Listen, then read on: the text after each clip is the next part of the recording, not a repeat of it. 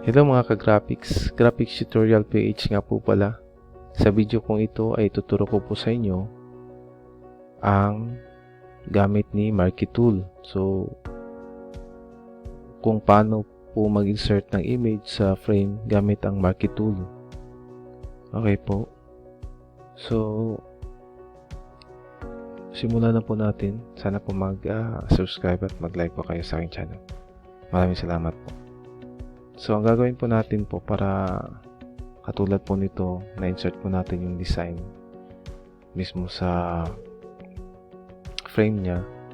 So, ganito po ating gawin. So, erase po natin to ha, kasi para mag-umpisa tayo sa simula. So, ang gagawin niyo po ay dito tayo sa rectangular frame. Punta po tayo rito sa Marquee Tool. At piliin po natin ang rectangular Marquee Tool. Ulit po dito po tayo sa Marquee Tool. Piliin po natin ang rectangular Marquee Tool. Tapos i-click po natin ang rectangular Marquee Tool. Tapos maingay po, may mga aso po kasi nakakita sila ng multo. So click po natin ito, ma'am, mga graphics. Ayan po. Ayan po. So, once na-click nyo na po yan, nakikita nyo po yung mga broken dot line. Ibig sabihin po ay nakakreate na kayo ng rectangular Marquee Tool dito sa frame na sample natin. So, ang gagawin nyo po, punta po kayo dun sa design or sa image na gusto nyong i-insert doon. So, para ma-insert po siya, ang gagawin nyo po ay dito po kayo sa Move Tool. Click nyo po itong Move Tool. At pagkatapos po, long press, i-drag po natin siya papunta doon sa dito sa rectangular shape. Tapos, bitaw. Ayan po. So, makikita nyo po, ganito ang forma niya. So, next step po na gagawin mo, ay punta po kayo rito sa clipping mask. Itong clipping mask na to. Tapos, i-click po natin itong clipping mask. Para po yung image niyo po ay may pasok niyo po doon sa frame. So, pagkatapos po ay may makikita po kayo rito nakalink. Yung parang link na logo. So, click nyo lang po ito. Pagkatapos po ay dito po sa thumbnail na ito, i-click nyo rin po ito. Ayan po. Dahil na-click nyo na yan, pwede nyo po siyang i-adjust. Ayan po. Adjust nyo po siya. Ayan po. Ayan lang. Ayan.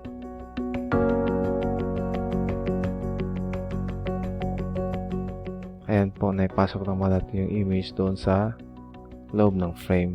So, ang gagawin natin para matanggal tong sa tabi niya, dito na po kayo sa labas. Click nyo lang po to. Tapos, click lang po dyan. Ayan po, nakagawa na po tayo ng design kung paano mag-insert sa rectangular nga Marquee Tool. So, next naman po ay dito po tayo dito po sa round shape kung paano mag-insert po ng design dito sa loob. So, ito po ay sample ko lang po. Magsisimula ulit tayo ha. So, i-delete ko lang po ito sa keyboard nyo. Click lang dito, tapos sa keyboard nyo may delete. I-delete nyo lang po. Ayan po, naka-delete na siya. So, next po natin gagawin ay mag-insert po tayo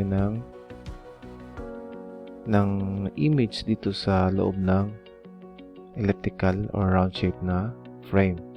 So, ganun din po ang proseso niya. Punta po kayo rito sa Marquee Tool. Pagkatapos po, right click, piliin nyo po yung elliptical Marquee Tool. So, i-click natin itong elliptical Marquee Tool. Pagkatapos ay gawa tayo ng round shape dito. Long press lang po, tapos drag nyo lang. Ayan.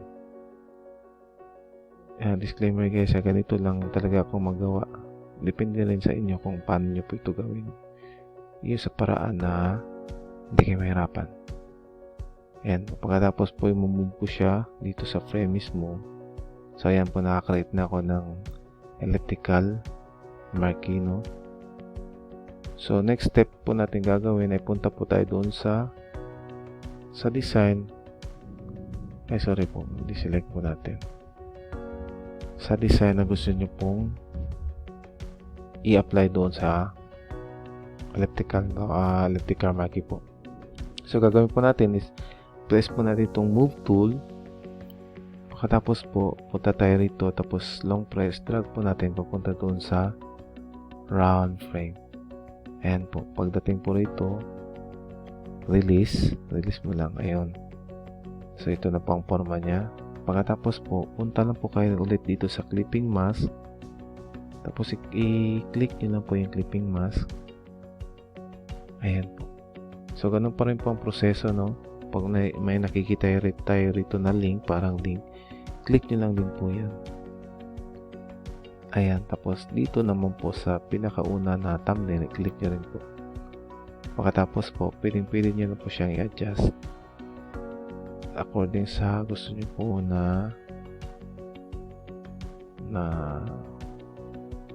position. Ayan. Halimbawa po natapos na yan,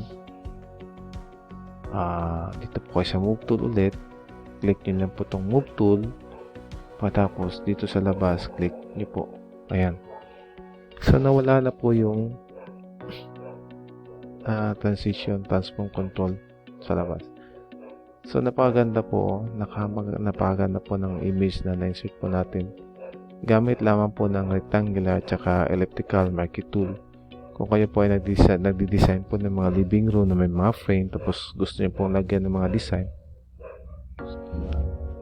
ay mabuti at napakasimpleng paraan gamitin po ay ang itong mga rectangular at elliptical marquee tool po.